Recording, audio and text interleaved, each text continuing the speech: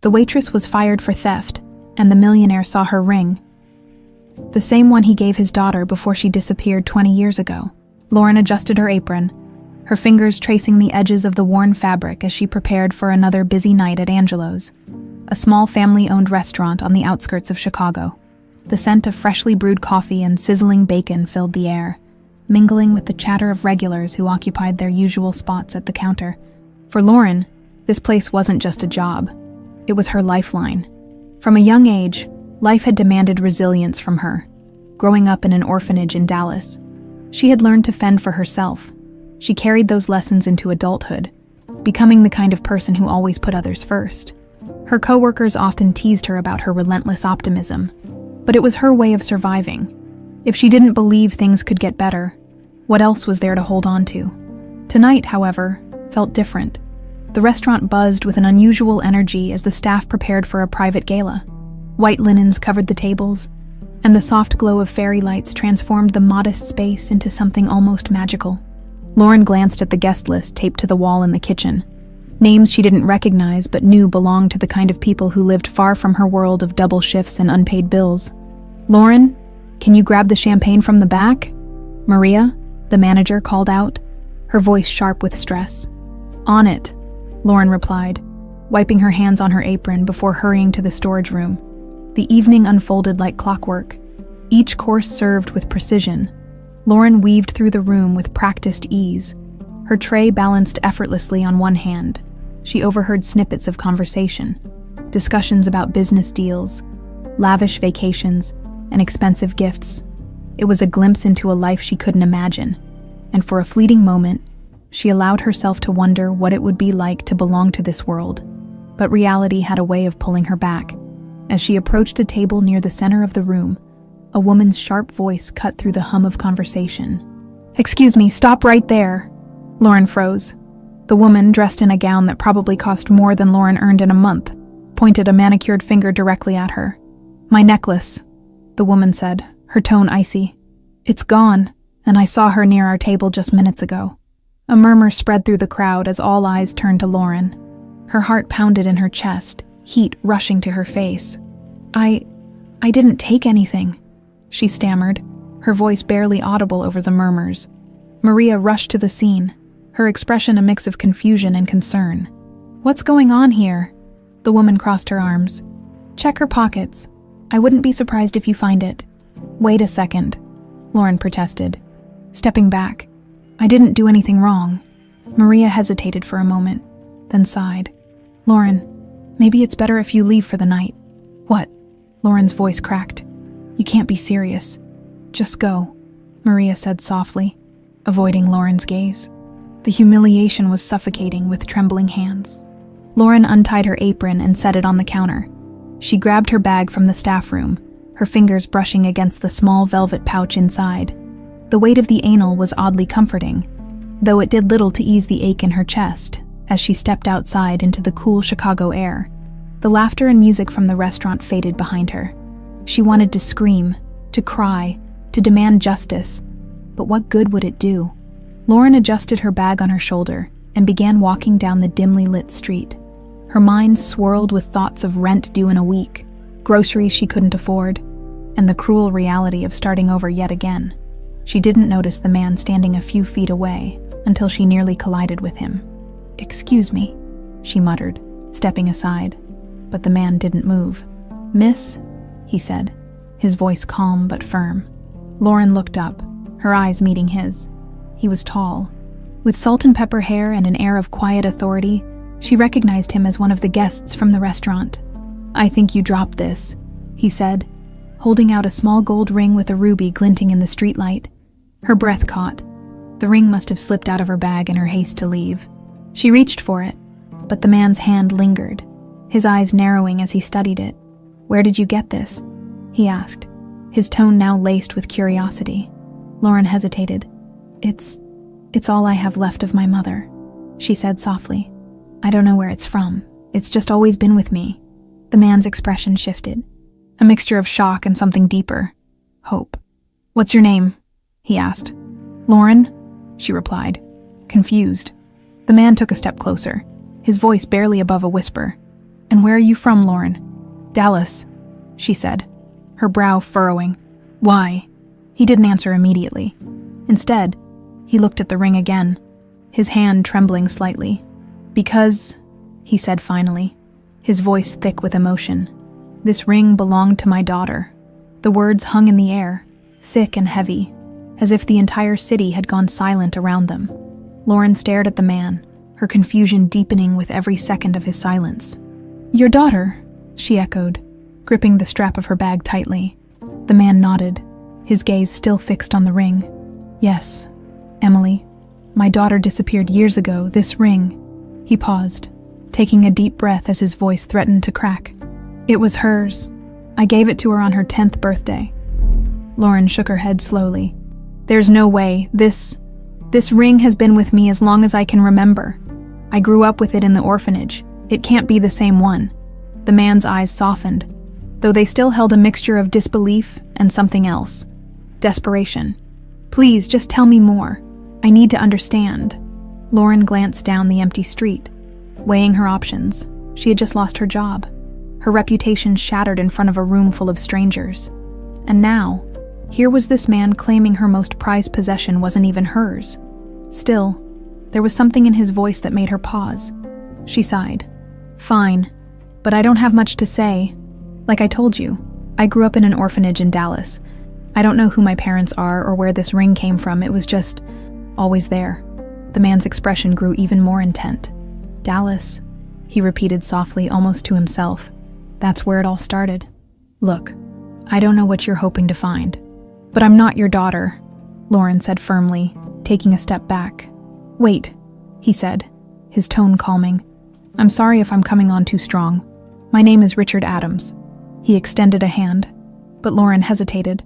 I'm not trying to upset you, it's just, this ring, it's impossible for it to be here unless, he trailed off. Shaking his head, Lauren folded her arms, unsure of what to say. Please, he said again, his voice almost pleading. At least let me help you. I can't ignore this, if there's even the slightest chance that... I don't need your help, Lauren interrupted, though her voice lacked conviction. She hated the vulnerability creeping into her tone. Richard studied her for a moment, his eyes searching hers. You're struggling. I can see it. If nothing else, let me give you a ride home. It's late, and the city isn't always safe. Lauren hesitated. She had no reason to trust him, but there was a sincerity in his voice that made her pause, against her better judgment. She nodded. The drive was quiet at first, the hum of the car engine filling the silence. Lauren kept her eyes on the passing city lights, wondering if she had made a mistake. Richard, meanwhile, gripped the steering wheel tightly, his mind racing. Finally, he spoke.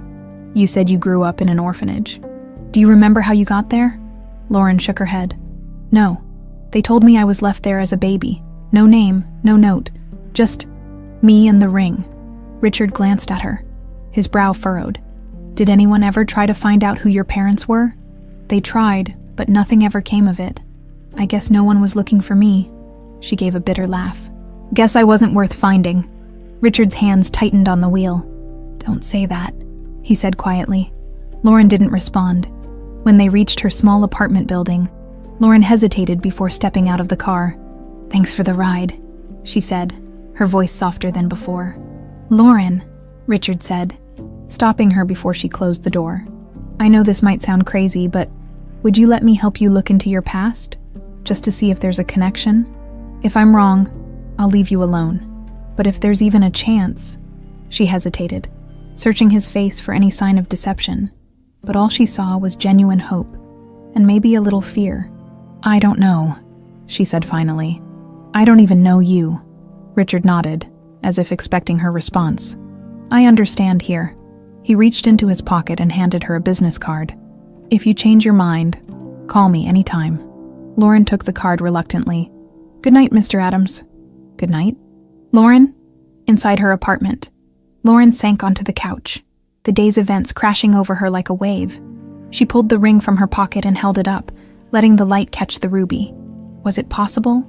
Could this man really be connected to her past? She shook her head.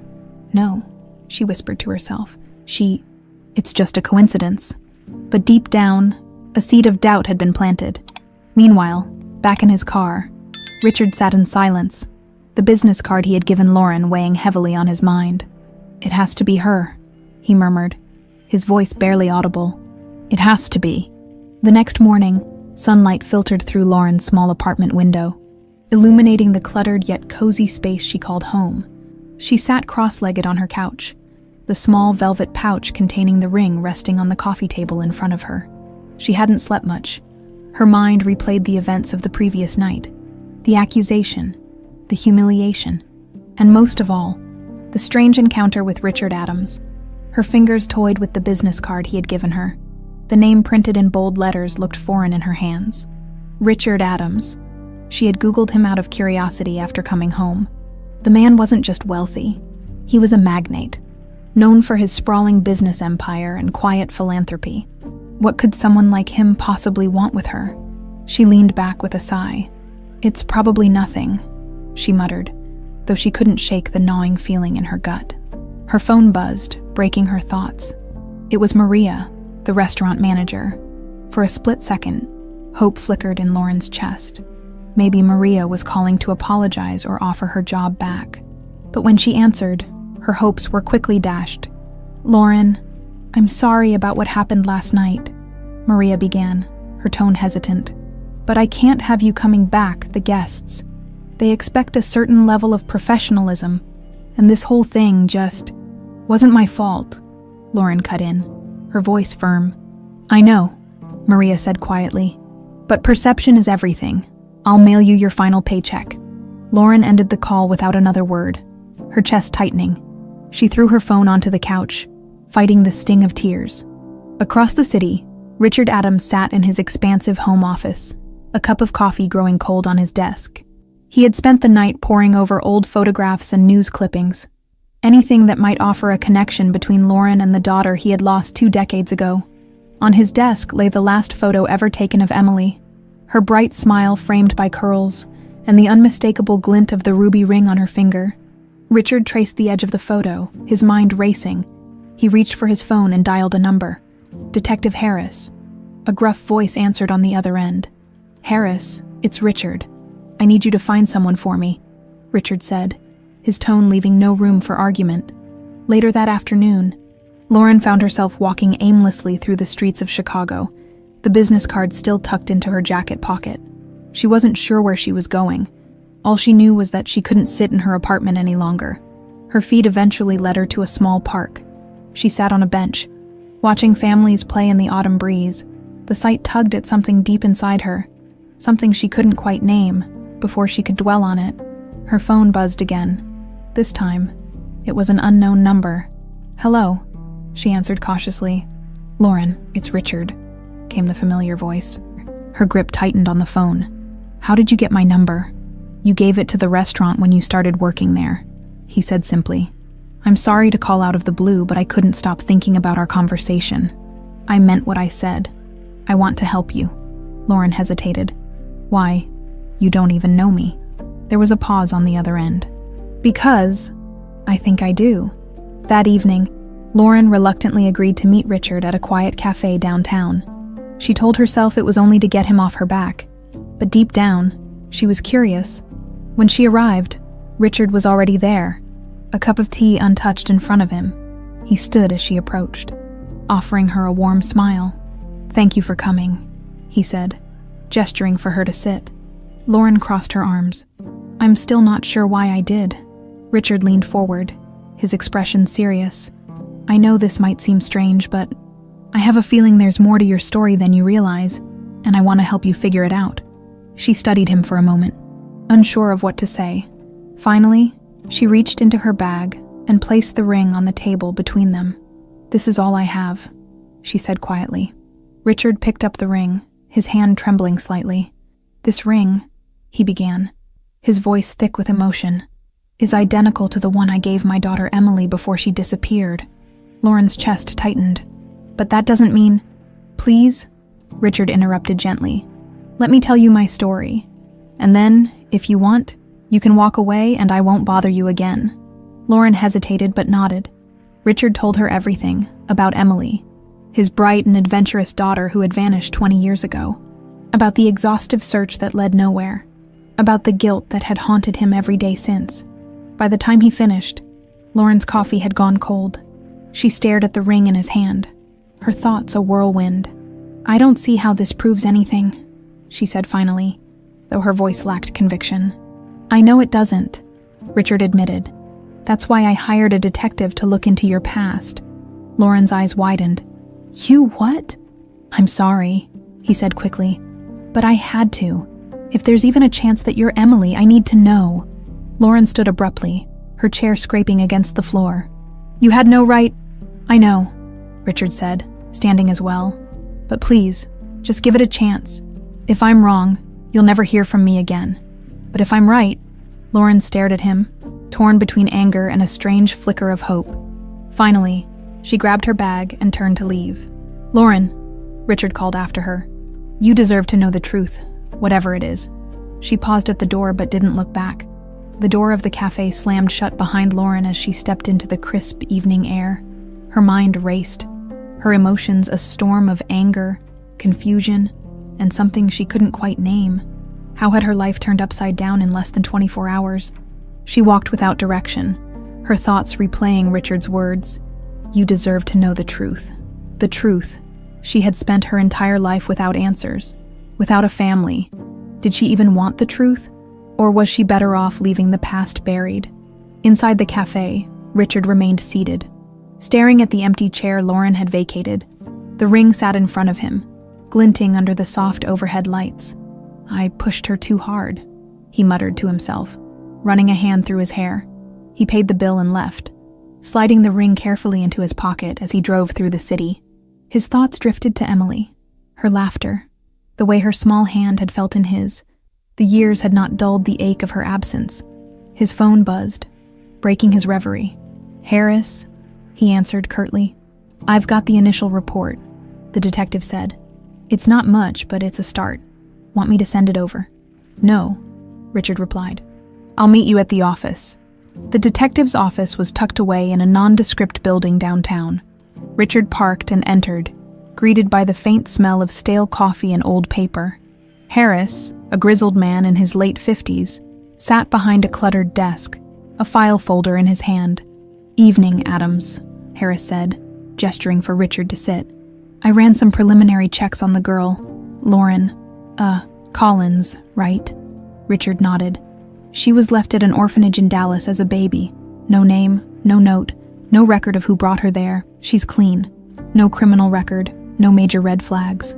Harris leaned back in his chair, studying Richard. "But here's the kicker." He slid a photograph across the desk. It showed a worn document, yellowed with age. A record from the orphanage detailing the belongings Lauren had when she was found. A single item was listed: gold ring with ruby. Richard's heart skipped a beat. "It's the same ring," he said, his voice barely above a whisper. Harris nodded. "Looks that way, but it's not enough to prove anything. If you want answers, you'll need more. DNA, witnesses, something concrete." Richard leaned back, exhaling slowly. "Do whatever it takes," he said. Lauren returned to her apartment late that night. Exhausted from walking aimlessly for hours, she tossed her bag onto the couch and sank into bed without changing. Sleep came fitfully, haunted by fragments of memories she couldn't quite piece together. The next morning, she was jolted awake by a knock at her door. Still groggy, she stumbled to answer it. Richard stood in the hallway, holding a bag of coffee and pastries. "What are you doing here?" she demanded, her voice hoarse. "I owe you an apology," he said, his tone sincere. "And breakfast." Lauren hesitated, but eventually stepped aside to let him in. Over steaming cups of coffee, Richard explained what he had learned from Harris. "Lauren, I know this might be hard to hear," he began carefully, "but there's a chance, just a chance, that you're my daughter." She stared at him, the words sinking in slowly.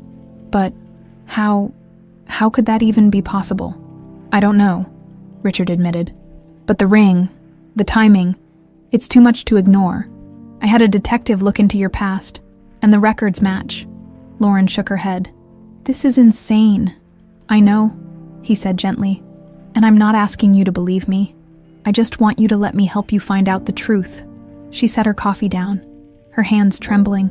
"And if I'm not who you think I am, then I'll let you go," Richard promised.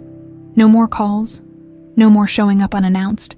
But if there's even a small chance that you're Emily—" He hesitated, his voice thick with emotion. "I can't let it go, Lauren. I need to know." After a long silence, Lauren finally spoke. "What would you need to prove it?" "A DNA test," Richard said simply. Lauren swallowed hard. The idea made her stomach churn, but part of her, a small, fragile part, wanted answers. "Okay," she said quietly, "but only if it's done on my terms." "Of course," Richard agreed.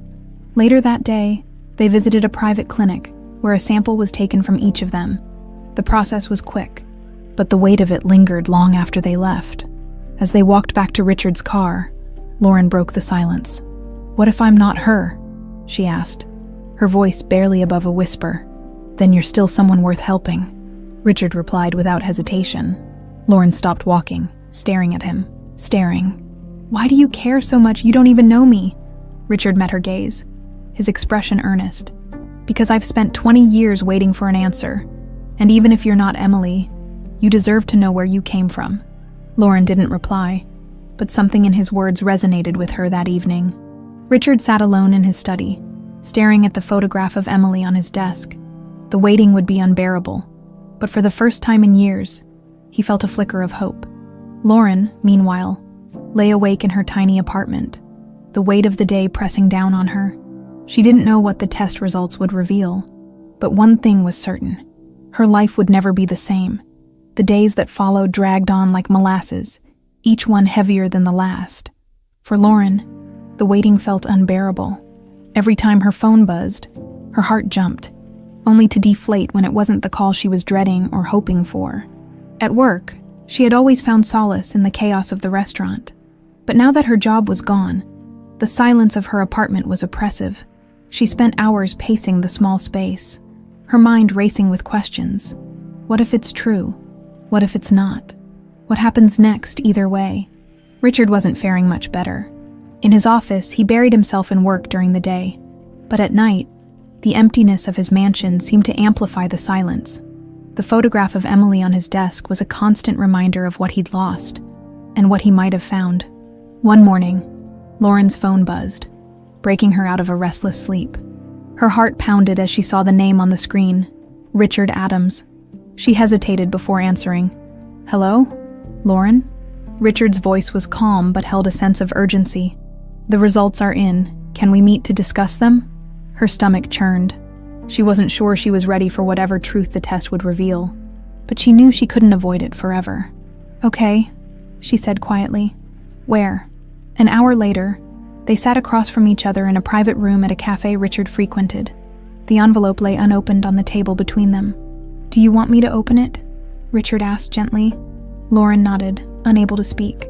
With careful hands, Richard broke the seal and pulled out the folded papers. His eyes scanned the page, his breath catching. "It's a match," he said softly, his voice trembling. "You're my daughter." Lauren stared at him, the words taking a moment to sink in. I don't understand. How is this even possible?" "I don't know," Richard admitted, his eyes glassy. "But it means you're Emily, my Emily." Lauren leaned back in her chair, her mind spinning. She had spent her whole life wondering who she was. And now, in an instant, the answer felt overwhelming. "What happens now?" she whispered. Richard reached across the table, his hand resting on hers. "Now, we figure this out together." The following days were a whirlwind. Richard hired a private investigator, determined to piece together what had happened all those years ago. Lauren reluctantly agreed to stay in his guest house. Though the sudden shift to a life of luxury was jarring, Richard tried to give her space. But his excitement was hard to contain. He showed her old photo albums, recounting stories of Emily's childhood. Lauren listened quietly, torn between curiosity and discomfort. One photo caught her attention, a picture of Emily on her 10th birthday, holding the ruby ring. "I still remember that day," Richard said, his voice tinged with nostalgia. "She begged me to let her wear the ring. I told her it was too special, but she insisted." Lauren traced the edges of the photograph. And then she disappeared. Richard nodded, his expression darkening. One moment, she was playing in the yard. The next, she was gone. Meanwhile, the private investigator, Harris, was making progress. He pieced together records from the orphanage in Dallas and traced the few leads he could find. One detail stood out. A witness had seen a man drop off a baby at the orphanage the night Lauren was found. The description of the man was vague, but Harris was determined to dig deeper. He uncovered employment records from around the same time and found a potential lead, a man named Peter Grayson, a former employee of Richard's company who had been fired shortly before Emily's disappearance. Harris brought the information to Richard. "Peter Grayson," Harris said, sliding a file across the desk. "He had access to your home at the time, and he left the company under less than amicable circumstances." Richard's jaw tightened as he scanned the file. "Do you think he could have—" "It's possible," Harris said. "I've already started looking for him, but he's been off the radar for years." Lauren, unaware of Harris's findings, tried to adjust to her new reality. She found herself drawn to Richard's stories, though she struggled to reconcile the idea of being Emily with the life she had known. One evening, as they sat in the living room, Richard handed her a small box. "What's this?" she asked. "Something I saved for Emily," he said. Inside was a delicate silver bracelet, engraved with the words, "Forever my little girl." Lauren's throat tightened as she held the bracelet. "I don't know if I can be her," she said quietly. "You don't have to be anyone but yourself," Richard replied. "You're Lauren. You're my daughter. That's all that matters." Harris called late that night. "We found him," he told Richard. "Peter Grayson. He's living in a small town in Texas. If he knows anything, he's the key to what happened." Richard's heart raced. "I'll be on the next flight." "What about Lauren?" Harris asked. Richard hesitated. "She deserves to know, but I don't want to overwhelm her. I'll tell her when I'm back." The next morning, Richard told Lauren he had a business trip and would be gone for a few days. She nodded, though she couldn't shake the feeling that he was keeping something from her, as Richard boarded the plane to Texas. Lauren sat in the guest house staring at the bracelet. For the first time, she allowed herself to imagine what life could be like if she truly belonged. Richard's flight landed in the small, dusty Texas town, just as the sun began to dip below the horizon. The golden light cast long shadows over the buildings, giving everything an air of faded grandeur. As he stepped off the plane, his determination hardened. This trip could finally uncover the truth that had eluded him for so many years. Harris met him outside the tiny airport in a weathered sedan, its engine idling softly. "He's living in a small house on the edge of town," Harris said, as Richard climbed into the passenger seat.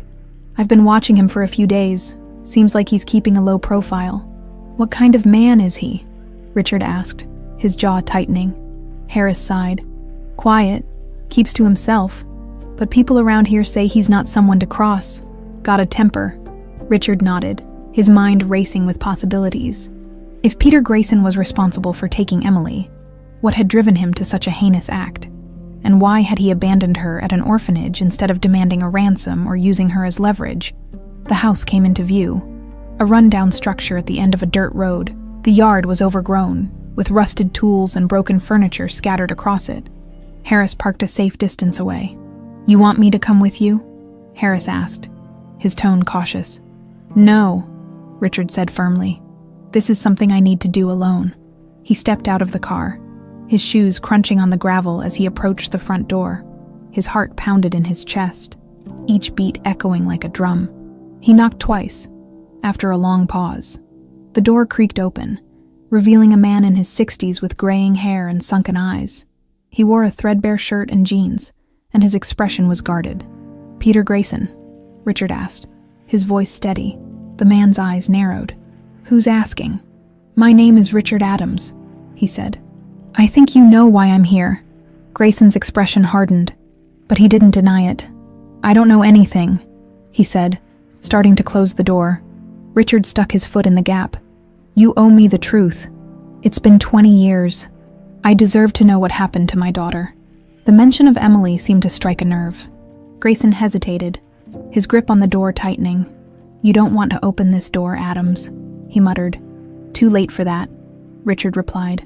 Grayson sighed and stepped back, letting the door swing open. Fine, come in.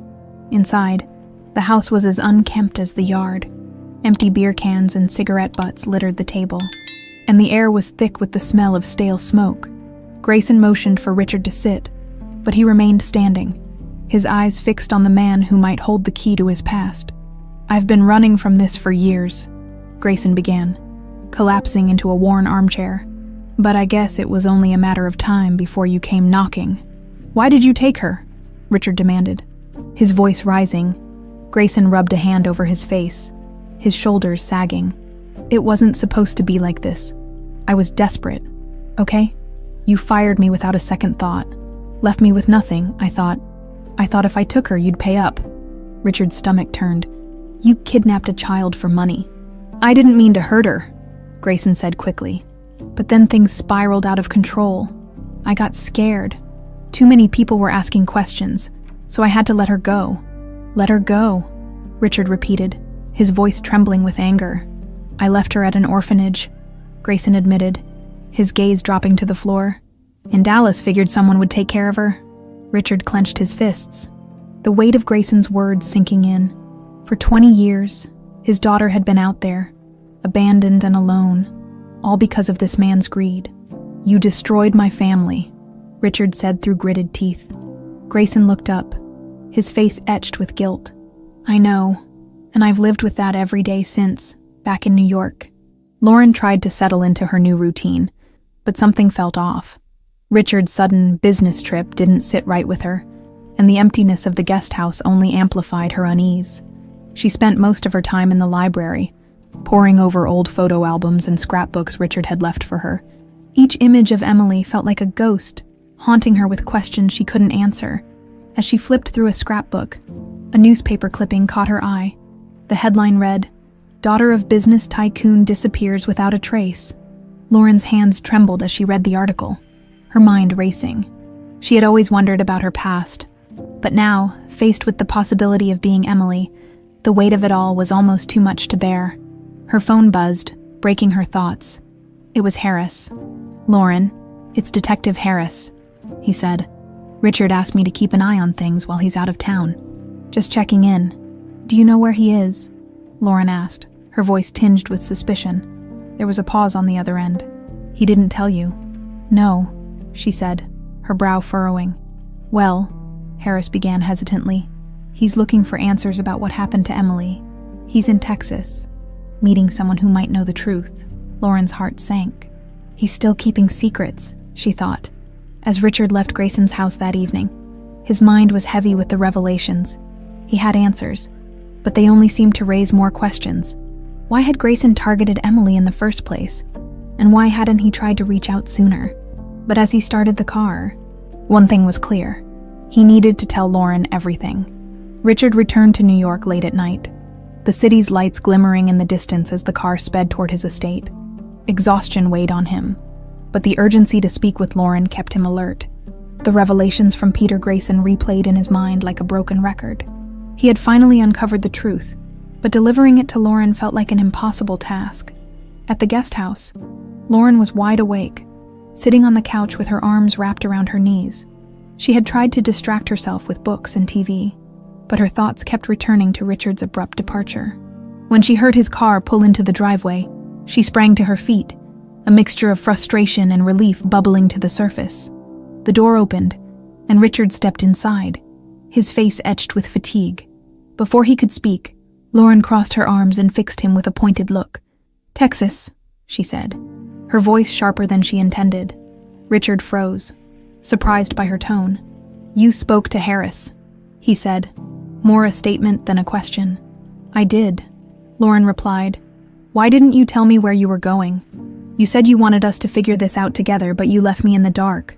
Richard sighed, running a hand through his hair. "I wasn't trying to shut you out. I just didn't want to overwhelm you. I needed to confirm some things first." "And," Lauren pressed, her heart pounding. Richard gestured to the couch. "We need to talk." Lauren sat stiffly, her hands gripping the edge of the cushion as Richard recounted his meeting with Peter Grayson. He explained everything: the man's grudge, the kidnapping, and Emily's abandonment at the orphanage. By the time he finished, Lauren's face was pale, She stared at him, her expression unreadable. "So, that's it," she said finally, her voice barely above a whisper. "I was stolen and dumped like I didn't matter." "You mattered," Richard said urgently. "You always mattered. This wasn't your fault, Lauren." Grayson acted out of anger and desperation. "But none of that changes who you are, or how much you were loved." Lauren stood abruptly, pacing the room. "Loved by who? I grew up in an orphanage." "Richard, no one came for me. No one even looked for me." Richard rose, his voice trembling. "I looked for you. For years. I did everything I could to find you. I thought I failed you. But now I know Grayson covered his tracks too well. If I had known..." "You didn't." Lauren cut him off, tears brimming in her eyes. "You didn't know, and neither did I. So what are we supposed to do with this now?" Richard stepped closer, his voice gentle. "We move forward, together. I can't change what happened, but I can promise you this. You'll never be alone again." Lauren blinked back her tears, her emotions warring inside her.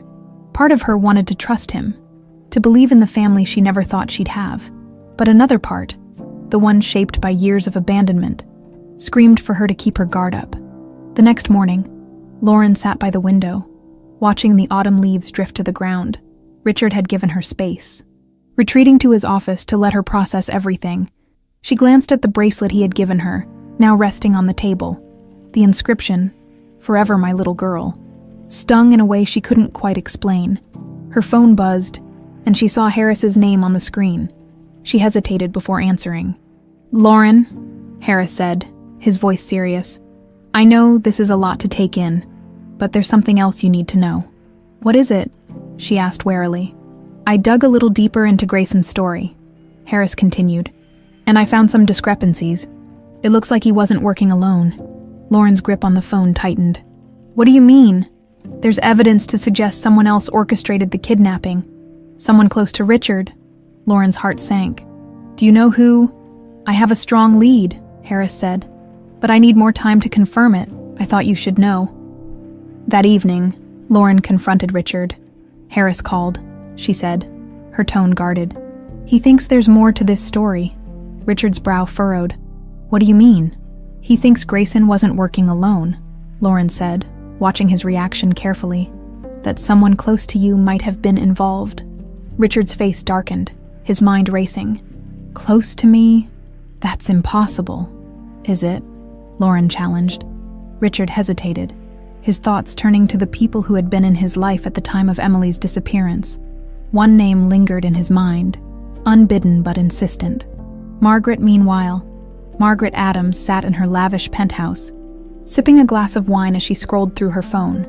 She had seen the news. Richard's long-lost daughter had been found. A cold smile tugged at her lips. So, the little girl survived after all, she thought. She had spent years ensuring her secret remained buried. But now, with Lauren back in Richard's life, everything was at risk. She reached for her phone and dialed a number. "We have a problem," she said curtly. "I need you to handle it." Richard's sleepless night was filled with memories he couldn't suppress. Margaret had been distraught when Emily disappeared, or so he'd thought. But as the pieces began to align, doubt crept in. By morning, he was resolved. Harris needs to investigate Margaret, he told himself. If she had anything to do with this, I need to know. Downstairs, Lauren sat with a cup of coffee, her mind just as restless. She didn't trust Margaret, though she couldn't pinpoint why, but one thing was clear. The truth, whatever it was, wasn't finished revealing itself. The tension in the air was palpable as Richard and Lauren sat in the study, their conversations growing shorter with every passing hour.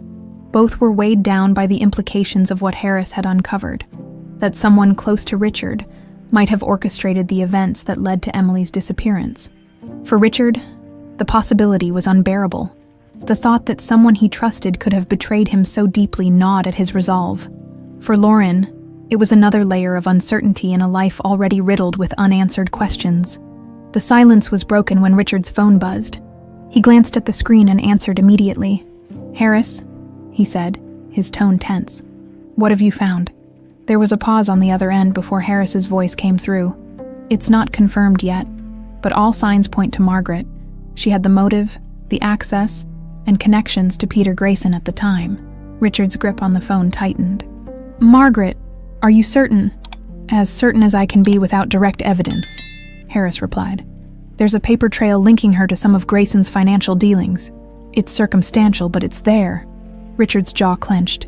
"Keep digging. I need the truth." Richard hung up and turned to Lauren, who had been watching him closely. "What did he say?"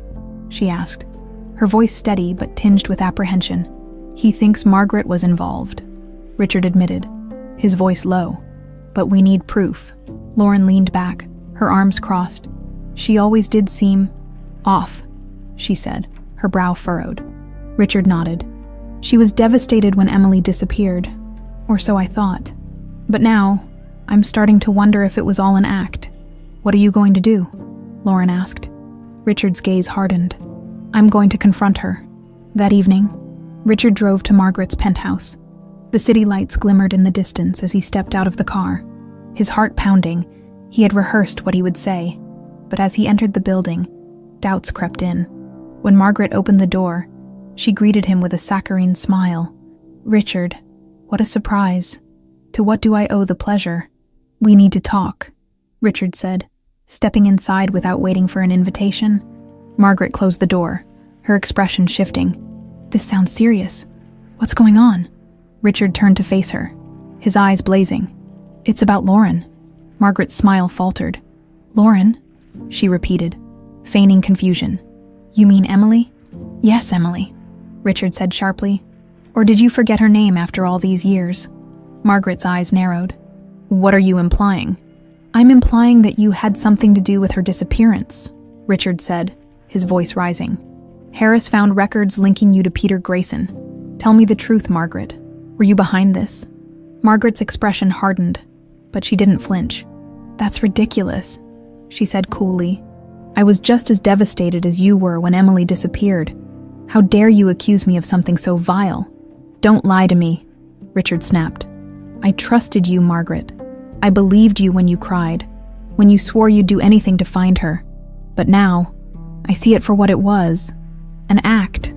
Margaret's facade cracked, and for a moment, anger flickered in her eyes. "And what if it was?" she said, her voice icy. Richard's heart sank. "Why?" he asked, his voice barely above a whisper. Margaret crossed her arms, her expression defiant. "Because you were going to leave everything to her. Emily was your perfect little girl. And Ethan and I were just afterthoughts. Do you know what that does to a person? To a mother?" Richard stared at her, his disbelief giving way to fury. "She was a child, Margaret, our child. How could you do this?" "I didn't plan for it to go that far," Margaret said, her tone defensive. "I just wanted her out of the picture for a while. But Grayson took things too far. And you let it happen," Richard said, his voice trembling with rage. Margaret's gaze faltered. "I thought he'd bring her back. I thought—" She trailed off, her voice cracking. Richard took a step closer, his voice deadly calm. "You destroyed our family for money. For power. Do you have any idea what you've done?" Margaret didn't answer, her silence confirming everything. Back at the estate, Lauren paced the living room, her anxiety mounting as the hours ticked by. When Richard finally returned, his face was pale, his shoulders slumped. "What happened?" Lauren asked. Rushing to his side, Richard sank into a chair, running a hand over his face. "It was her," he said quietly. "Margaret was behind it all." Lauren froze, her mind struggling to process the revelation. "Why?" she whispered. "Because of the inheritance," Richard said bitterly.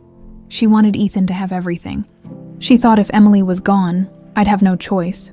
Lauren's stomach churned. "So, I was just collateral damage." "No," Richard said firmly, meeting her gaze. "You are so much more than that. Margaret may have tried to take everything from us, but she didn't succeed.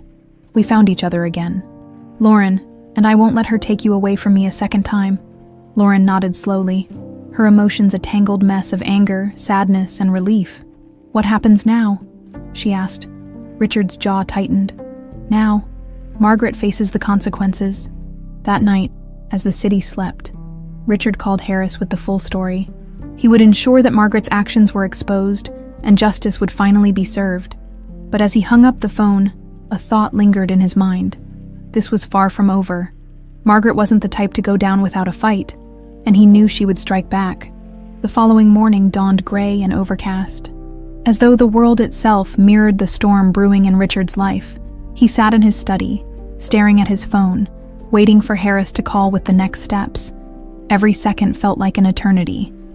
Meanwhile, in the guest house, Lauren stood by the window, watching the leaves scatter across the lawn. Her mind churned with everything Richard had told her the night before. Margaret's betrayal felt like a wound that wasn't hers, yet it cut deeply. The idea that her life, her entire identity, had been stolen as part of a cruel scheme was almost too much to bear. The sharp knock at her door startled her out of her thoughts. She opened it to find Richard standing there, his expression somber but resolute. "Can we talk?" he asked. Lauren nodded, stepping aside to let him in. They sat at the small kitchen table, the silence heavy between them. Finally, Lauren spoke.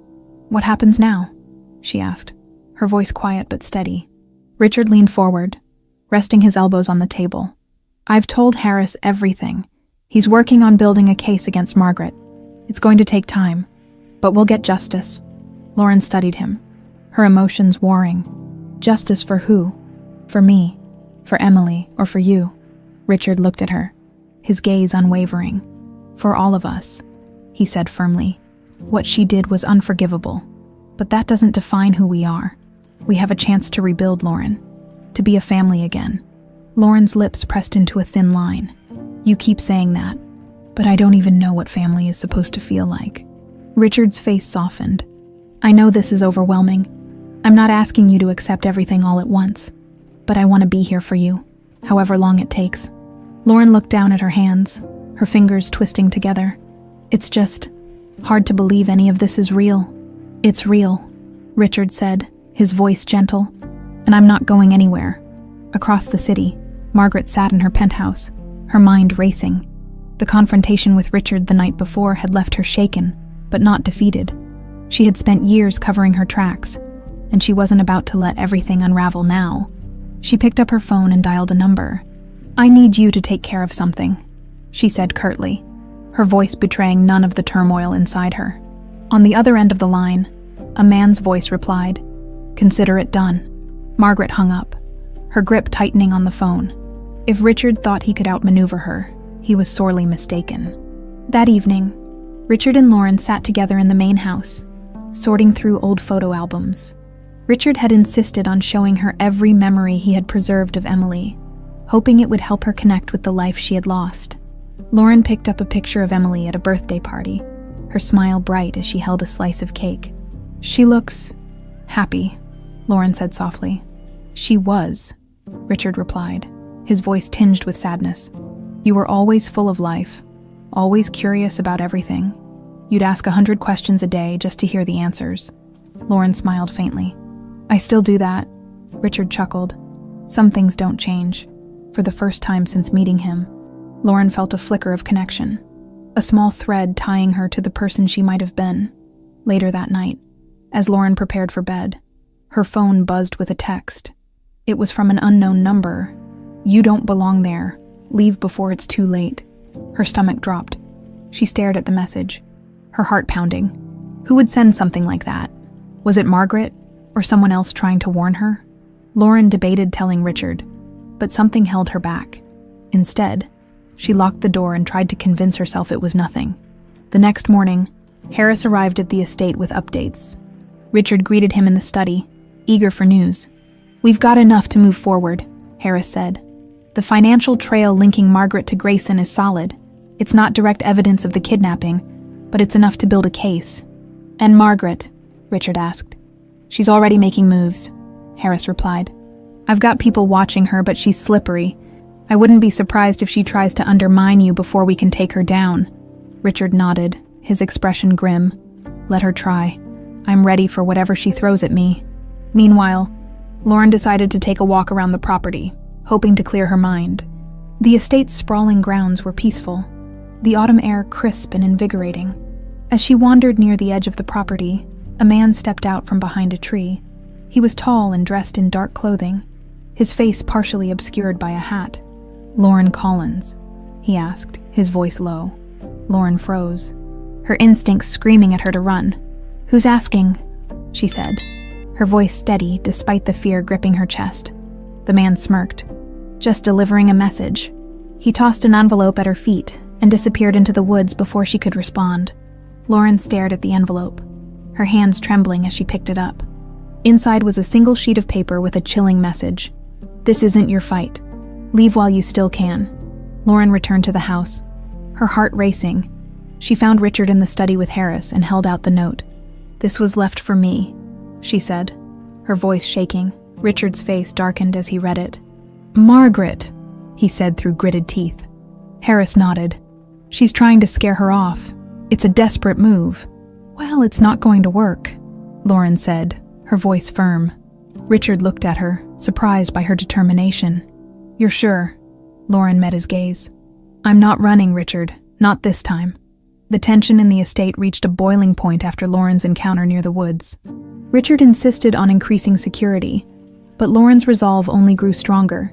She refused to let Margaret intimidate her, though the fear lingered in the back of her mind. "She thinks she can scare me off," Lauren said to Richard that evening as they sat in the study. "But I've been through worse. I'm not going anywhere." Richard admired her strength, though a part of him wished she didn't have to endure this fight. He knew Margaret's methods all too well. Manipulative, ruthless, and unrelenting. She wouldn't back down unless forced to. Across the city, Margaret was anything but calm. Her plan to intimidate Lauren had failed, and the walls were closing in. Harris's investigation was tightening the noose around her, and she knew it was only a matter of time before Richard made his next move. In a fit of frustration, she called Ethan, her son. "Ethan," she said sharply, "we have a problem." Ethan sighed on the other end of the line. "Let me guess. Dad and the long-lost daughter." "Yes," Margaret hissed. "She's ruining everything. Do you know what happens if she stays? You lose everything, the company, the inheritance. Everything your father built will go to her." Ethan hesitated. "I don't know, Mom. This feels wrong." "Wrong?" Margaret snapped. "You think it's wrong to fight for what's rightfully yours. You deserve that legacy, Ethan. Not some girl who just showed up out of nowhere." Ethan's silence stretched on the line. "I'll think about it," he said finally before hanging up. Margaret threw the phone onto the couch, her frustration boiling over. "If you won't act, I will," she muttered. The next day, Richard received a call from Harris. "She's making moves," Harris said. "Margaret's trying to transfer assets and liquidate accounts. It's not illegal, but it's suspicious. She's planning something." Richard clenched his fist.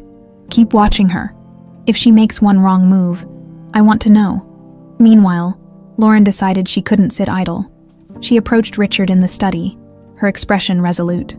"I want to help," she said. "Help with what?" Richard asked, setting down the papers he'd been reviewing. "With Margaret," Lauren said. "This isn't just your fight. It's mine too. I'm not going to let her get away with what she did to us." Richard hesitated. "Lauren, this is dangerous. Margaret isn't just going to roll over."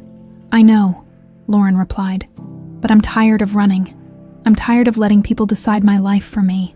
This is my chance to take it back." Richard nodded slowly, a glimmer of pride in his eyes. "All right, we'll do this together." Harris, with Richard's approval, brought Lauren into the fold.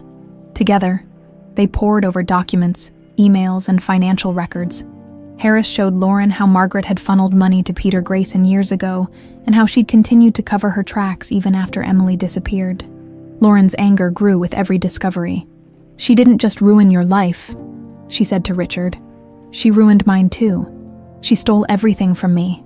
Richard placed a reassuring hand on her shoulder. "Not everything. We still have each other, and we're going to make sure she pays for what she did." That evening, Margaret made her next move.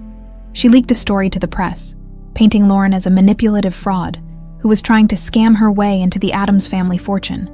The headlines were brutal. "Long-lost daughter or con artist. Wealthy heiress's return sparks family feud." When Lauren saw the news, her stomach churned. "She's trying to discredit me," she said, pacing the room. "Make it look like I don't belong here. She's desperate." Richard said, trying to calm her. "The truth will come out. We just have to stay focused." But Lauren couldn't shake the fear that Margaret's lies might stick. The next day, Ethan showed up unannounced at the estate. Lauren answered the door, surprised to see him. "Ethan?" she said cautiously. "What are you doing here?" "I need to talk to you," he said, his tone uncertain. Lauren stepped aside, letting him in. They sat in the living room, the tension between them thick. "Look," Ethan began. "I don't know what to think about all of this, my mom. She's always been manipulative, but I never thought she'd go this far." Lauren studied him, trying to gauge his sincerity. "Why are you telling me this?" "Because I think she's planning something worse," Ethan admitted. "She's been talking to people, making deals. I don't know the details, but I don't think it's just about the money anymore." Lauren's chest tightened. "Do you believe her lies? About me being a fraud?" Ethan shook his head. "No. I've seen the DNA test results. You're my sister, whether I like it or not." Lauren raised an eyebrow. "And do you?" Ethan sighed. "I don't know yet, but I do know that what my mom did was wrong. If you want to stop her, I'll help." Lauren nodded slowly. "Okay, let's stop her." That night, Richard and Lauren sat with Harris, going over their next steps, with Ethan's insider knowledge. They had a clearer picture of Margaret's plans. "She's trying to shift blame," Harris said. "Make herself look like the victim while casting doubt on Lauren's identity." "Not this time," Richard said firmly. "We're going to expose her for what she is." Lauren glanced at Ethan, who had joined them at the table. "Are you ready for this?" she asked. He hesitated but nodded. "Yeah, I am." As the clock ticked toward midnight, the Addams family prepared for the fight of their lives. The morning dawned with a sharp chill in the air, as though the universe itself braced for the storm about to unfold. Lauren sat in the study with Richard, Ethan, and Harris, their plans meticulously laid out on the table in front of them. The tension was palpable, each person acutely aware of the risks involved in exposing Margaret's lies. "We have to be strategic," Harris said, his finger tapping a page of notes. "Margaret's already spinning her narrative with the press. We need to hit her where it hurts, evidence that she can't refute." "What kind of evidence?" Lauren asked. "Financial records, communications with Grayson, anything that proves she orchestrated the kidnapping," Harris replied. "Luckily, Ethan's given us a lead on her accounts." Ethan leaned forward, his expression conflicted. "She always used her personal assistant, Clara, to handle sensitive matters. If we can get Clara to talk, it could blow this wide open." Richard nodded. "Then we'll start there. I'll personally make sure she knows the stakes." Later that afternoon, Richard and Lauren visited Clara at her modest townhouse. The assistant looked visibly nervous as she opened the door, her eyes darting between them. "Mr. Addams," she stammered, "I wasn't expecting you." "We need to talk," Richard said firmly. Clara hesitated but stepped aside, letting them in. Once seated, Richard wasted no time. "Clara, I know Margaret used you to manage her finances and cover up her actions. This is your chance to come clean before it's too late." Clara's hands fidgeted in her lap. I don't know what you're talking about." Lauren leaned forward, her voice softer but no less determined. "We're not here to hurt you, Clara. We just want the truth. Margaret manipulated my life and tore apart this family. Please, help us set things right." Clara's gaze flickered to Lauren, guilt evident in her eyes. After a long pause, she sighed. "Fine, I'll tell you what I know." She retrieved a folder from a locked drawer and handed it to Richard. "These are copies of the transactions Margaret ordered me to handle. Some of them are payments to Grayson. Others are for private investigators she hired to keep tabs on you, Mr. Addams. She said it was to protect her reputation, but I always suspected there was more to it." Richard's jaw tightened as he flipped through the folder. "This is exactly what we need, thank you." Clara nodded, her expression a mixture of relief and fear. "Just be careful. Margaret won't go down without a fight." Armed with the new evidence, Richard and Harris convened that evening to finalize their plan. "This will be enough to discredit her with the press and the board," Harris said. "But if we want legal action, we'll need to move fast." "I'll handle the press," Richard said. "Lauren, Ethan, and I will make a statement tomorrow. It's time to take control of the narrative." Lauren's stomach churned at the thought of facing the media, but she nodded. "I'm ready, Ethan." sitting quietly in the corner, finally spoke. "I'll stand with you. I've let her control me for too long. It's time to take a stand." The next morning, the Adams family faced a sea of reporters outside Richard's corporate headquarters. Cameras flashed, and microphones were thrust forward as the three of them stepped up to the podium. Richard began, his voice steady. "Thank you all for being here. Today, I want to set the record straight about recent accusations and reveal the truth about my family." He recounted Lauren's story, from her childhood in the orphanage to the DNA test confirming her identity as Emily Adams. He then addressed Margaret's role in the kidnapping, revealing the financial records and other evidence they had uncovered. Lauren spoke next, her voice trembling at first but growing stronger with each word. "For years, I didn't know where I came from or who I was. Margaret Adams took that from me, but I refused to let her continue to manipulate my life or this family.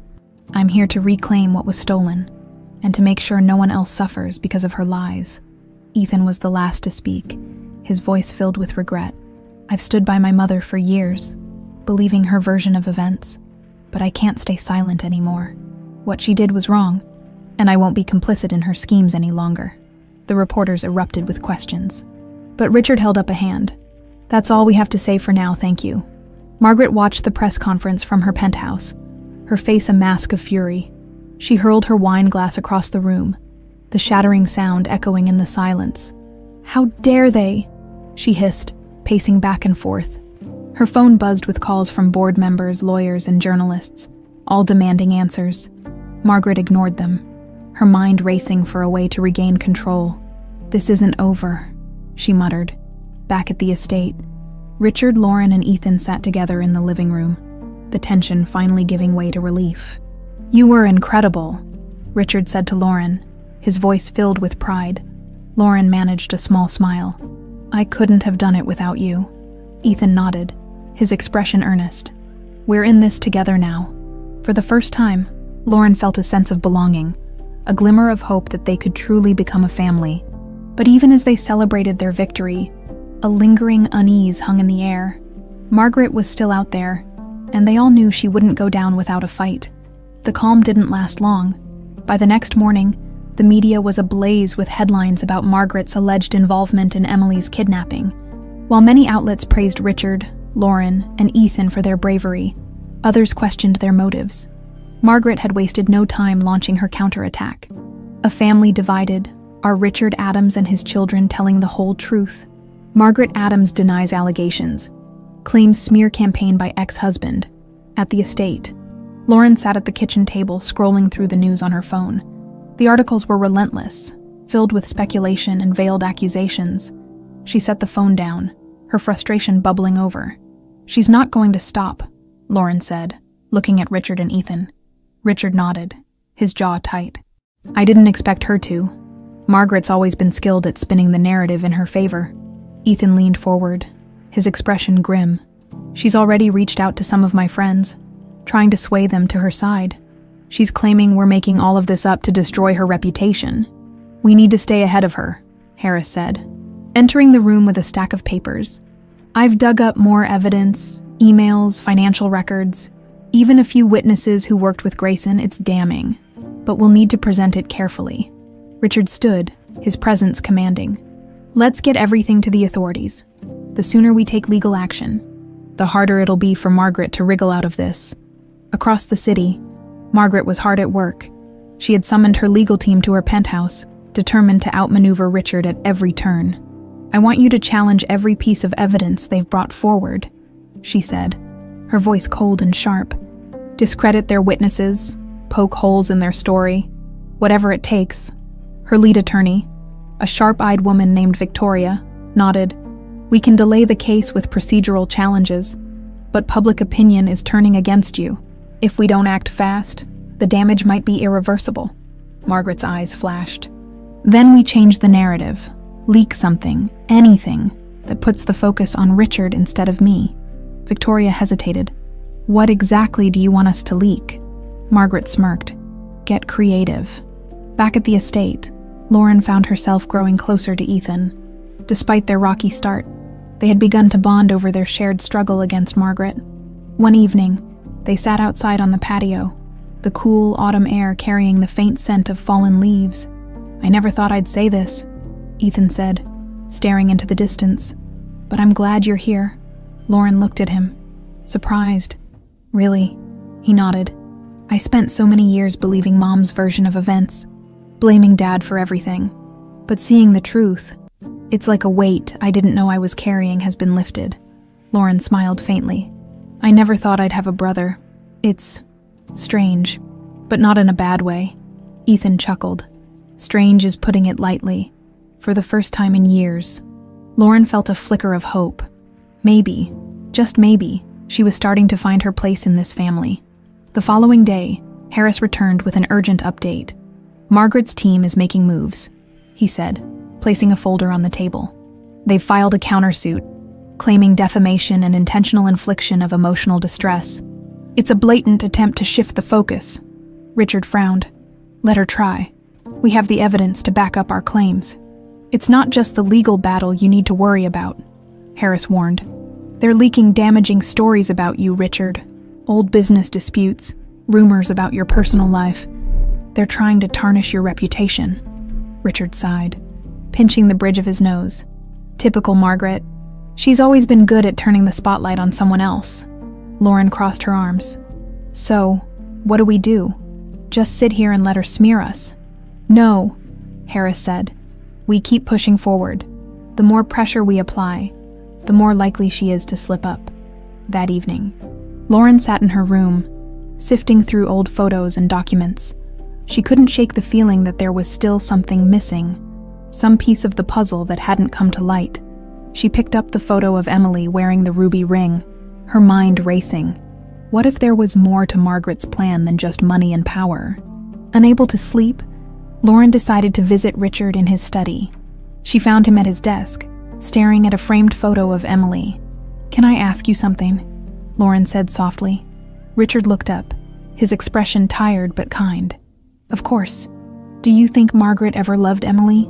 Richard hesitated, the question catching him off guard. "I'd like to think so," he said finally. "But the choices she made, they don't come from love. They come from greed and ambition." Lauren nodded, her gaze distant. "I just can't understand how someone could do this. To a child. To their own family." Richard reached across the desk, placing a comforting hand on hers. "Some people let their worst instincts take over, but you're stronger than that, Lauren. Stronger than she'll ever be." The following morning, a new headline splashed across the news. "Former employee alleges misconduct by Richard Adams." It was a clear attack, orchestrated by Margaret to deflect attention from her own misdeeds. The accusations were vague and unsubstantiated, but the damage was done. Lauren slammed her phone onto the counter, furious. "This is insane. How is she getting away with this?" "She won't," Richard said, his voice calm but resolute. "The truth always comes out, no matter how hard someone tries to bury it." Harris arrived moments later, a grim expression on his face. "It's time to take the gloves off," he said. "Margaret's backed into a corner, but that makes her more dangerous. We need to hit her with everything we've got." Lauren nodded, determination burning in her eyes. "Let's finish this." The media frenzy around the Adams family reached a fever pitch. Margaret's smear campaign against Richard escalated, with one damaging headline after another. Despite the lack of evidence, the accusations planted seeds of doubt in the public's mind. At the estate, Lauren paced the living room, the tension radiating off her in waves. "We can't just sit here and let her drag us through the mud," she said, her voice sharp. "We have to do something." "We are doing something," Harris replied, his tone measured. "I've filed the case against her. The evidence is solid, and the courts will see that." "But the public isn't the court," Lauren shot back. "She's winning in the court of public opinion, and that matters too." Richard, who had been quietly listening, finally spoke. "Lauren's right. Margaret thrives on perception. If we want to stop her, we need to expose her lies in a way that's undeniable, even to the public." Harris nodded. "I've got one more card to play, but it's risky. We've tracked down a key witness, someone who worked closely with Grayson during the time of the kidnapping. If we can get them to testify, it could be the nail in Margaret's coffin." "Who is it?" Lauren asked, her curiosity piqued. Harris hesitated. "His name is Michael Reed. He was Grayson's right-hand man back then. He claims he has records of Margaret's involvement, but he wants something in return. What does he want? Richard asked, his tone wary. Protection, Harris said. He's worried Margaret will come after him if he talks.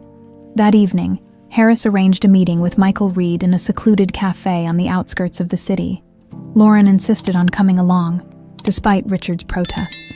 I have a right to hear what he has to say, Lauren argued. This is my life, too. Reluctantly, Richard agreed. When they arrived, Michael was already seated in a corner booth, his posture tense and his eyes scanning the room nervously. He was a wiry man with a weathered face, and his hands fidgeted with the coffee cup in front of him. Mr. Reed, Richard greeted him, sliding into the booth across from him. Michael nodded, his voice low. You came. This is my daughter, Lauren, Richard said, gesturing to her. Michael's gaze flicked to Lauren, and he offered a small, apologetic smile. I'm sorry for what happened to you. If I'd known things would go this far. He trailed off, shaking his head. You worked with Grayson, Lauren said, cutting to the chase. What can you tell us about Margaret? Michael glanced around, lowering his voice. Grayson didn't come up with the kidnapping on his own. Margaret hired him. She wanted Emily out of the picture, but Grayson went rogue. He thought he could make more money by keeping the girl longer, but when things got messy, he panicked and left her at that orphanage. Lauren's stomach churned. Hearing the details made the betrayal feel even more real. Do you have proof? Richard asked. Michael nodded, pulling a flash drive from his pocket. Emails, payment records, phone logs. It's all here. I've kept it as insurance, but I can't hold on to it anymore if Margaret finds out I'm talking to you. He let the implication hang in the air. You'll be protected, Harris assured him. I'll make sure of it. Back at the estate, the atmosphere was electric as they reviewed the files on the flash drive. The evidence was overwhelming. Direct payments from Margaret to Grayson, emails outlining her instructions, and even a recorded phone call where she discussed the plan in chilling detail. This is it, Harris said, his voice firm. This is what we've been waiting for. Richard exhaled deeply, relief washing over him. It's over for her. There's no way she can come back from this. Lauren stared at the screen, her hands clenched into fists. Good. She deserves everything that's coming to her. The next morning, Richard held a press conference, flanked by Lauren, Ethan, and Harris. This time, they came armed with the evidence Michael had provided. Richard addressed the reporters, his voice steady and resolute. For years, Margaret Adams has hidden behind lies and manipulation. Today, we're here to reveal the truth. He presented the evidence methodically, leaving no room for doubt. Lauren and Ethan each spoke briefly, sharing their experiences and emphasizing the importance of justice. When the conference ended, the reporters were buzzing with questions, their earlier skepticism replaced by curiosity and shock. Margaret watched the press conference from her penthouse, her expression a mask of cold fury. The walls were closing in, and she knew it. Her phone buzzed with calls from her legal team, but she ignored them, her mind racing for a way out. This isn't over, she muttered to herself, but deep down, she knew the tide had turned against her. That evening, Lauren and Richard sat together in the study, the tension between them finally easing. I still can't believe it's almost over, Lauren said. Staring at the fireplace, Richard nodded. It's been a long road, but we're finally getting justice. Lauren looked at him, her expression softening. Thank you for never giving up on me. Richard smiled. You're my daughter, Lauren. I could never give up on you.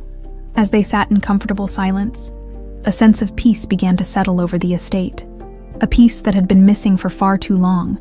But neither of them realized that Margaret, cornered and desperate, was already planning her next move. The Adams estate was quiet that night, the calm a stark contrast to the turmoil of the past few weeks. Lauren sat by her bedroom window, staring at the moonlit grounds. For the first time, she felt a glimmer of hope that this nightmare might truly be coming to an end. Downstairs, Richard and Harris reviewed their plans. The evidence provided by Michael Reed had been submitted to the authorities earlier that day, and an arrest warrant for Margaret was expected within 24 hours. This is it, Harris said, leaning back in his chair. By tomorrow, Margaret will have no way out. Richard nodded, though a sense of unease lingered in the back of his mind. Margaret wasn't the type to go down quietly. across the city. Margaret was anything but defeated. She paced her penthouse, her mind racing as she weighed her options. The evidence against her was damning, but Margaret had always thrived under pressure. She picked up her phone and dialed a number she hadn't used in years. "Victor," she said, her voice low and urgent. "Oh." The man on the other end chuckled. "Margaret, it's been a while. To what do I owe the pleasure?" "I need your help," she said, her tone cold and sharp. "I have one last move to make, and I need someone who knows how to handle things." There was a pause before Victor replied. "This sounds serious." "It is," Margaret said. "I'll pay whatever it takes. Just make sure the message is loud and clear." The next morning, Lauren woke to the sound of raised voices coming from downstairs. She quickly dressed and hurried to the study, where she found Richard and Harris in a heated discussion. "What's going on?" she asked, her gaze darting between them. Harris held up his phone, his expression grim. "Margaret's not backing down. She's gone public with her own version of events, claiming that we fabricated the evidence against her. She's even accusing you of being a fraud, Lauren." Lauren's stomach churned. "How is she still doing this? We have proof. Actual proof." "She's desperate," Richard said, his voice tight. "But we're not backing down. The truth is on our side." Despite their resolve, the day took a darker turn. As the family prepared for a follow-up meeting with their legal team, a delivery arrived at the estate. It was a single, unmarked envelope addressed to Lauren. She opened it cautiously, her hands trembling as she pulled out a note. "You've taken everything from me. Now it's my turn." Lauren's breath hitched as she passed the note to Richard. His face darkened as he read it, his hands curling into fists. "She's threatening you," Richard said, his voice low and dangerous. Harris stepped forward, taking the note. "This escalates things. I'll notify the authorities immediately. We need to tighten security around the estate." As the hours passed, tension gripped the household. Security guards patrolled the grounds, and every door and window was locked. But even with the added precautions, a sense of unease lingered. That evening, Lauren sat in the living room with Ethan. He had been unusually quiet all day, and Lauren finally broke the silence. "Are you okay?" she asked, her voice soft. Ethan nodded slowly. "Yeah, just thinking about everything. How did it get to this point? She's our mother, Lauren. How could she do all of this?" Lauren hesitated, searching for the right words. "I don't know," she admitted. "But we can't let her keep controlling us. We have to end this." Ethan looked at her, a flicker of determination in his eyes. "You're right. She doesn't get to win." Late that night, while the house was quiet, Margaret made her move, under the cover of darkness. She bypassed the estate's security and slipped onto the grounds. She wore dark clothing, her movements quick and deliberate. She made her way to the guest house where Lauren had been staying. Inside, Lauren stirred in her sleep, sensing something was wrong. A faint creak from the floorboards jolted her awake. She sat up, her heart pounding as she strained to listen. "Who's there?" she called out, her voice trembling. The silence was deafening. Then, from the shadows, Margaret stepped into the dim light of the room. "Hello, Lauren," she said, her voice cold and sharp. Lauren froze, her blood running cold. "What are you doing here?" Margaret smirked, her eyes glinting with malice. "I came to finish what I started." Richard burst into the guest house moments later, flanked by security guards. He had noticed Margaret's absence from her penthouse and suspected she might try something drastic. "Margaret!" he roared, his voice echoing through the room. Margaret turned, her expression shifting from cold confidence to fury. "You ruined everything, Richard," she spat. "You and that girl." "It's over, Margaret," Richard said, his tone firm. "There's nowhere left for you to run." But Margaret didn't back down. Instead, she stepped closer to Lauren, her movements erratic. "She doesn't belong here," Margaret hissed. "She's taken everything from me." Before Margaret could do anything, the security guards moved in, restraining her. She struggled against them, screaming curses at Richard and Lauren as they dragged her away. In the aftermath, Lauren sat on the couch, her hands trembling. Richard placed a comforting hand on her shoulder. "She can't hurt you anymore," he said softly. Lauren nodded, though the fear lingered. "I just want this to be over." "It will be," Richard promised. "She'll face justice for everything she's done. As the night wore on, a sense of relief began to settle over the estate. Margaret's reign of terror was finally coming to an end. The following morning, Margaret was in custody, her arrest making headlines across the country. The media, which had previously speculated on her innocence, turned sharply against her as the evidence Richard and Harris had collected became public. Margaret Adams arrested. The shocking truth behind a family betrayal. Adams' heiress kidnapping orchestrated by estranged ex-wife, evidence reveals. At the estate, the tension began to lift, replaced by cautious optimism. Lauren sat at the breakfast table with Richard and Ethan, the weight of the previous night still heavy but manageable. "She's finally where she belongs," Ethan said, sipping his coffee. "Behind bars." Lauren nodded, though her mind was elsewhere. "It's hard to believe it's really over, after everything she's done." Richard placed a hand on hers. "It's not over yet, but this is the beginning of the end. She'll face the consequences of her actions, and will finally be able to move on." At the courthouse, Harris and the legal team worked tirelessly to ensure Margaret's charges were airtight. With Michael Reed's testimony, the financial records, and the emails, the case against her was rock solid. "Margaret won't see the outside of a cell for a long time," Harris assured Richard during a meeting that afternoon. "That's all I want," Richard replied. "Justice for Emily, for Lauren, and for the family she tore apart." As the days passed, Lauren began to feel the weight of her new reality. She was no longer just Lauren Collins, the orphaned girl who had struggled to find her place in the world. She was Emily Adams, the long-lost daughter of a powerful family.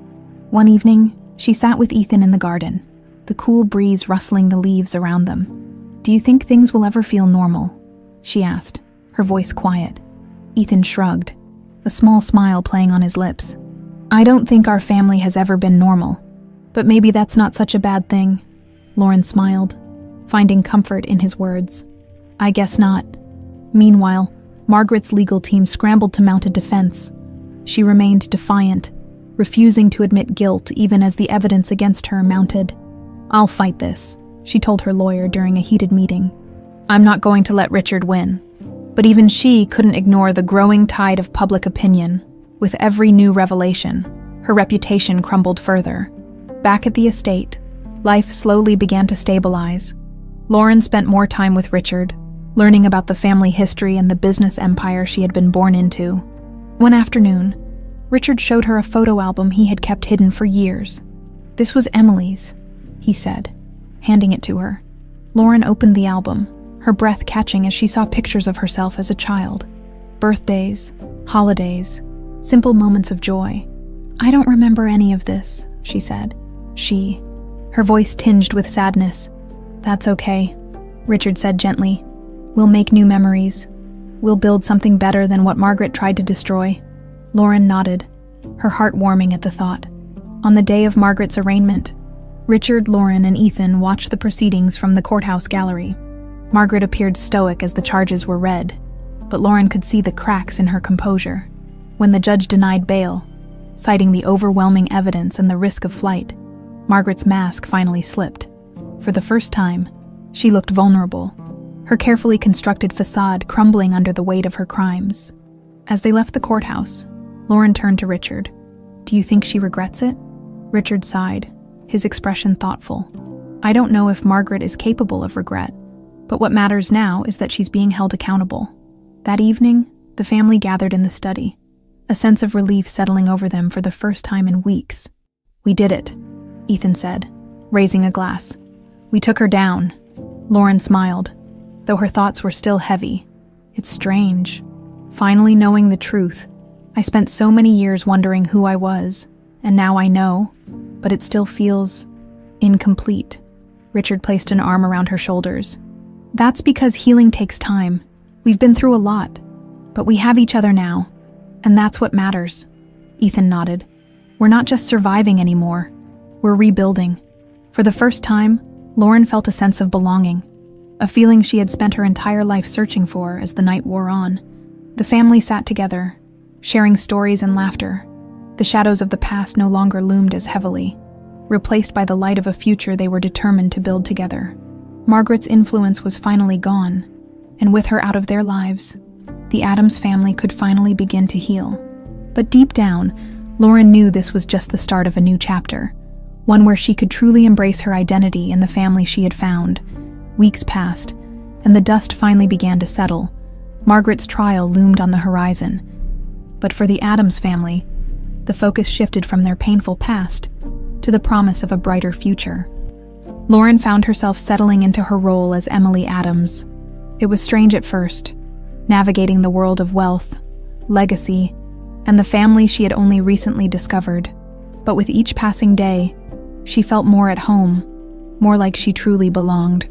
One crisp autumn morning, Lauren walked through the estate gardens, the vibrant colors of the season surrounding her. She had started using the early hours to clear her mind, to reflect on the life she was building. Richard joined her, his hands tucked into his coat pockets. "You've been spending a lot of time out here," he remarked with a gentle smile. Lauren shrugged, smiling back. "It helps me think. A lot's changed in such a short time." Richard nodded, his expression thoughtful. "Change isn't always easy, but you've handled it with more grace than I could have imagined." Lauren glanced at him, her voice soft. "I couldn't have done it without you." Richard's smile widened, a hint of pride in his eyes. "I'm just glad you're here, Emily." Lauren paused, the name still unfamiliar yet comforting. "It feels strange sometimes, being Emily. I was Lauren for so long." "You'll always be both," Richard said. "But the name doesn't define you, who you are. The kindness, the strength, that's what matters." Inside the estate, Ethan sat in the study, poring over business reports. Since Margaret's arrest, he had taken a more active role in the family company, determined to prove himself. Lauren joined him, peeking over his shoulder. "Still working," Ethan smirked. "Some of us have to keep this empire running." Lauren rolled her eyes playfully. "I'm trying to catch up, you know. You could help me instead of hogging all the knowledge." Ethan laughed, his tone light. "Fine, sit down, and I'll show you the ropes. But don't say I didn't warn you. This stuff can be mind-numbing." As they worked together, the sibling bond between them grew stronger. They shared jokes, stories, and plans for the future, the scars of Margaret's betrayal slowly fading. That evening, the family gathered for dinner, a rare moment of peace after weeks of chaos. The table was filled with laughter and conversation, a stark contrast to the tension that had once defined their lives. "To new beginnings," Richard said, raising his glass. "To family," Ethan added. Lauren smiled, lifting her own glass. "To finally knowing where I belong." They clinked glasses, the warmth of the moment enveloping them. After dinner, Richard pulled Lauren aside. "There's something I want to show you," he said. Leading her to the study, he opened a drawer and retrieved a small wooden box, placing it gently on the desk. "This belonged to your mother," he said, his voice tinged with emotion. Lauren opened the box to find a delicate necklace with a locket. Inside was a tiny photo of a younger Richard, with a woman Lauren immediately recognized as her mother. "She gave this to me the day you were born," Richard explained. "I've kept it all these years, hoping I'd have the chance to give it to you." Lauren's eyes filled with tears as she carefully held the necklace. "Thank you," she whispered. Richard placed a hand on her shoulder. "She would be so proud of you." "Emily?" Lauren nodded, her heart full. "I hope so." The next day, the Addams family stood together at a press conference. Richard announced a new philanthropic initiative in Emily's name, dedicated to supporting orphans and children in need. Lauren spoke to the crowd, her voice steady and confident. "For years, I didn't know where I came from or where I belonged, but I've learned that family isn't just about blood. It's about love, support, and the people who stand by you no matter what." Her words resonated with the audience, the story of her resilience and the family's redemption inspiring many. As the months passed, the Addams family flourished. Richard continued to lead the company with wisdom and strength, while Ethan and Lauren worked together to carve out their own paths. Lauren decided to honor her past by opening a foundation to help children find families and support. The work gave her a sense of purpose and healing, allowing her to turn her pain into something meaningful. One evening, as the family gathered by the fireplace, Richard looked around the room, his heart full. "We've been through so much," he said, his voice warm. "But sitting here, with both of you, I know we've come out stronger." Lauren and Ethan nodded, their smiles reflecting the bond they had forged. "Here's to what's ahead," Lauren said, lifting her mug of tea. "To the future," Ethan agreed, and as they sat together, the past finally felt like a closed chapter, replaced by the promise of a brighter, stronger tomorrow.